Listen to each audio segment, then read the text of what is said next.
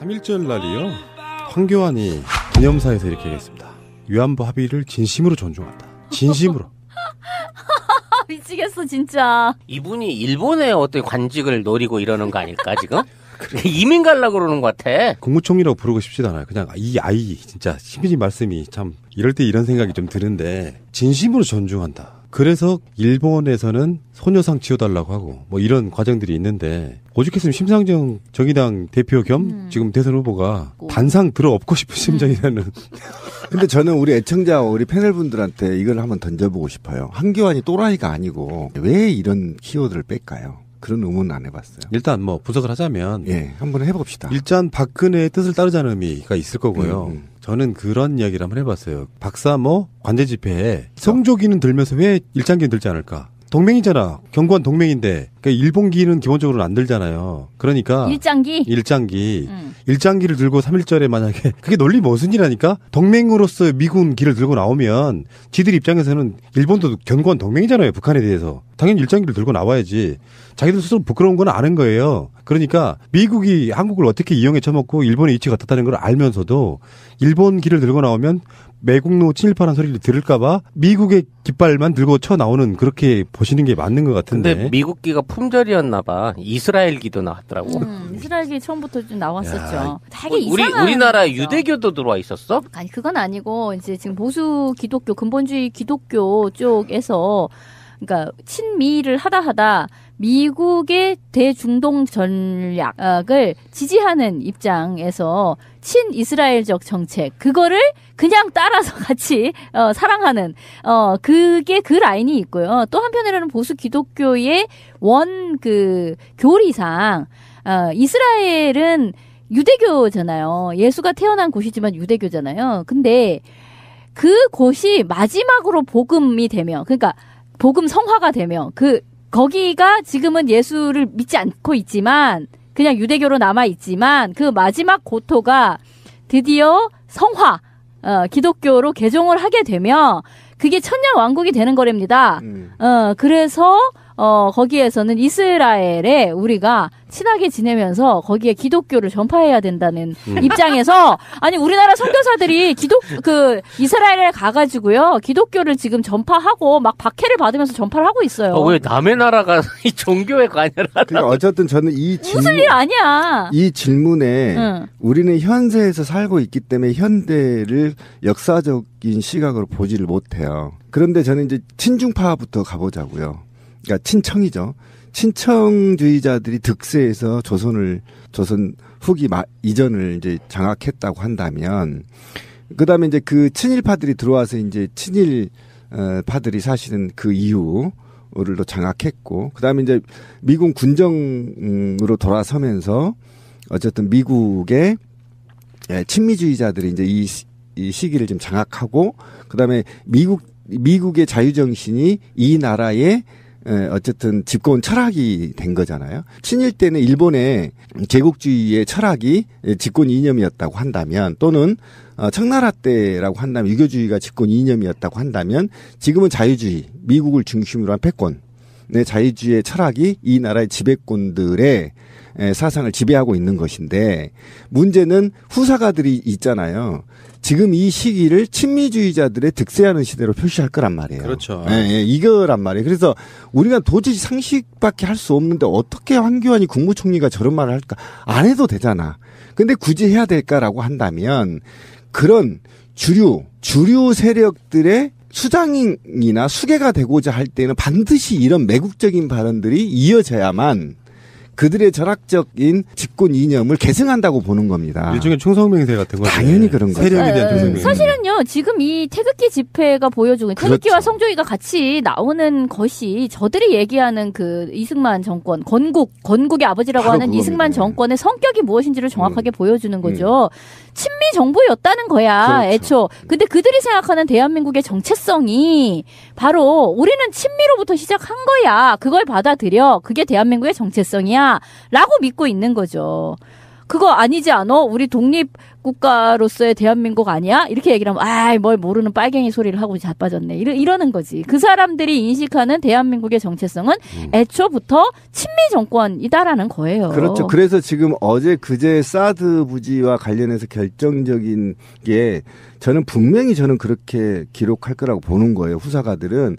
그러니까 박근혜와 한교안과 한민구와 김광진은 적어도 친미파로 분류될 가능성이 굉장히 높다. 그러니까 거기에 맞는 건데 그러면 왜 한교안이 지금 이런 짓을 하냐면 굉장히 이제 동맹국가 삼각 권력 구도 일본과 미국과 한국, 남한이 어떻든 동북아의 완고한 패권 국가로서의 막내로서 역할을 해야 되는 입장이고 이러다 보니까 이제 북쪽에 있는 어쨌든 북한과 중국과 러시아가 지금 새로운 동맹 관계를 지금 만들려고 하고 있다는 거 아닙니다. 그리고 중국이 지금 사드 문제로 인해서 북한과 굉장히 우호 관계를 좀 돈독하게 하려고 하는 움직임들이 지금 곳곳에서 드러난 상태에서 본다고 한다면 한교안의 이 개자식의 키워드는 동북아의 긴장감을 고조하기 위한 종합 플랜 속의 한 가지라는 거예요.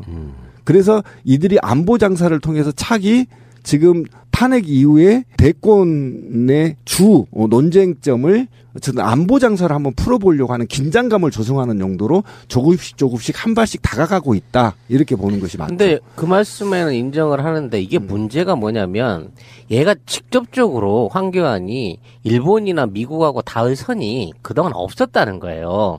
그런데도 불구하고 이런 라인을 타는 듯한 행동을 한다고 하면 이건 웃대가리가 시켜서 하는 거거든.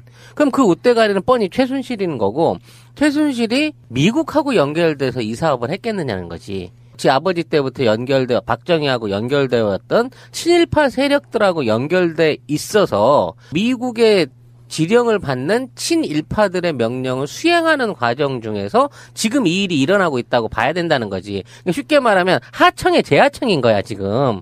이제 우리나라의 정치 입장인 거는.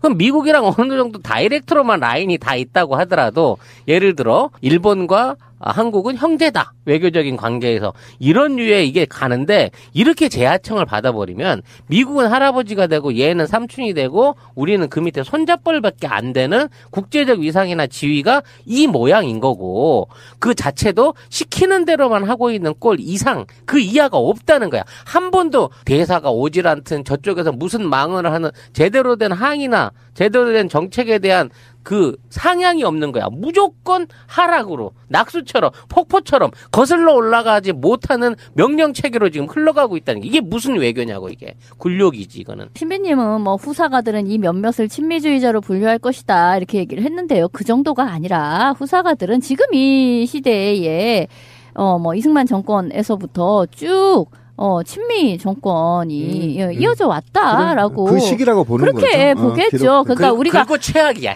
그러니까 친몽 정권 이를테면 고려 말에 한 200년간 친몽 정권이 친원 그 있잖아요. 그렇게 하는 거죠. 표현이 재밌어가지고. 그거는 마찬가지로 이제 미국의 패권에 종속되어 있는 그래서 정치적으로 과연 이게 독립국가가 맞냐라는 것이 또 논쟁이 될 수도 있는 그래서 맞아요. 한동안은 신식민지 아니냐 이런 얘기도 있었지만 지금은 그 학설을 다 받아들이지는 않는데 왜냐하면 독일이라든가 이런 데에도 미군은 가 있고 하니까 우리가 어쨌든 독립성은 가지고 있는 거 아니냐 그 말에는 동의를 하는데 어쨌든 이 전체 이승만 정권에서부터 지금에 이르기까지 친미성 자체가 한 번도 부정된 바는 없었다는 거죠. 근데 우리가 친미국가라고 얘기하는 건 과거로 보면 돼요. 조선시대에 한문, 언어를 장악했잖아요. 기득권에. 그 다음에 이제 철학, 집권 철학을 청해서 가져온 거죠. 그 다음에 제도를 도입합니다. 관제 제도를. 근데 지금을 생각해 보십시오. 지금은 영어를 많이 쓰죠. 그 다음에 철학은 자유주의를 표방하죠. 기독교적 자유주의라고 얘기도 하지만. 그 다음에 제도는 미국식 팀제, 경쟁체제를 도입하잖아요. 똑같습니다. 일제로 가면 똑같습니다. 당시에 일본어를 많이 쓰는 사람들은 새로운 사람이라고 얘기한 거잖아요. 신사 이런 것처럼. 그러니까 언어와 집권 철학과 제도를 모방한 사회. 그래도 답습한 사회는 친미국가라고 얘기하는데 문제는 가장 큰 문제는 이거예요. 지금 제가 화가 나고 열받고 죽고 싶은 것은 지금 한반도가 노무현 정부 시절까지 평화를 지향하며 한 걸음 한 걸음 갔었단 말이죠. 그런데 지금 사드를 통해서 신냉정체제 도입에 대한 또는 분위기 조성에 대한 국제적인 우려가 있는 거 아닙니까? 이거를 이거를 한 나라의 국무총리란 놈이 이것을 조장하고 앞장서서 선동하고 있다라는 겁니다. 그래서 신냉정체제를 만들어서 러시아와 중국과 북한의 보수적 성향을 갖거나 또는 극단적인 군사적 힘을 자랑하고자 하는 자들을 자극시키고 또 남한과 일본과 미국의 극우 세력들이 득세하게 만드는 이런 메커니즘 속에서 이거에 선두에 서서 한국인들이 원하는 평화에 대해서 거의 말살을 하고 있다는 거에 대해서 국무총리 이자는 정말 저는 응징을 받아야 되고 기회가 된다면 짝돌로 조사버려야 된다고 생각합니다. 그게 그 라인이 있고요. 또 한편으로는 보수 기독교의 교리상 이스라엘은 유대교잖아요. 예수가 태어난 곳이지만 유대교잖아요. 근데 그곳이 마지막으로 복음이 되면, 그러니까 복음 성화가 되면 거기가 지금은 예수를 믿지 않고 있지만 그냥 유대교로 남아 있지만 그 마지막 고토가 드디어 성화. 일본기는 기본적으로 안 들잖아요. 그러니까 일장기를 들고 3.1절에 만약에 그게 논리 모순이라니까. 동맹으로서 미군 기를 들고 나오면 지들 입장에서는 일본도 견고한 동맹이잖아요. 북한에 대해서 당연히 일장기를 들고 나와야지. 자기들 스스로 부끄러운 건 아는 거예요. 그러니까 미국이 한국을 어떻게 이용해 처먹고 일본의 위치가 어떻다는 걸 알면서도 일본 기를 들고 나오면 매국노 친일파란 소리를 들을까봐 미국의 깃발만 들고 쳐 나오는, 그렇게 보시는 게 맞는 것 같은데. 근데 미국기가 품절이었나봐. 이스라엘기도 나왔더라고. 이스라엘기 처음부터 좀 나왔었죠. 되게 우리나라에 유대교도 들어와 있었어? 아니 그건 아니고 이제 지금 보수 기독교, 근본주의 기독교 쪽에서 그러니까 친미를 하다 미국의 대중동 전략을 지지하는 입장에서 친이스라엘적 정책, 그거를 그냥 따라서 같이 사랑하는 3.1절 날이요. 황교안이 기념사에서 이렇게 얘기했습니다. 위안부 합의를 진심으로 존중한다. 진심으로. 미치겠어 진짜. 이분이 일본의 어떤 관직을 노리고 이러는 거 아닐까 지금? 이민 가려고 그러는 것 같아. 국무총리라고 부르고 싶지도 않아요. 그냥 이 아이 진짜 신비님 말씀이 참 이럴 때 이런 생각이 좀 드는데, 진심으로 존중한다. 그래서 일본에서는 소녀상 지어달라고 하고 뭐 이런 과정들이 있는데, 오죽했으면 심상정 정의당 대표 겸 지금 대선 후보가 단상 들어엎고 싶은 심정이라는. 근데 저는 우리 애청자와 우리 패널분들한테 이걸 한번 던져보고 싶어요. 한교안이 또라이가 아니고 왜 이런 키워드를 뺄까요? 그런 의문은 안 해봤어요. 일단 뭐 분석을 하자면, 한번 해봅시다. 일단 박근혜의 뜻을 따르자는 의미가 있을 거고요. 저는 그런 이야기를 한번 해봤어요. 박사모 관제 집회에 성조기는 들면서 왜 일장기는 들지 않을까? 동맹이잖아. 견고한 동맹인데. 그러니까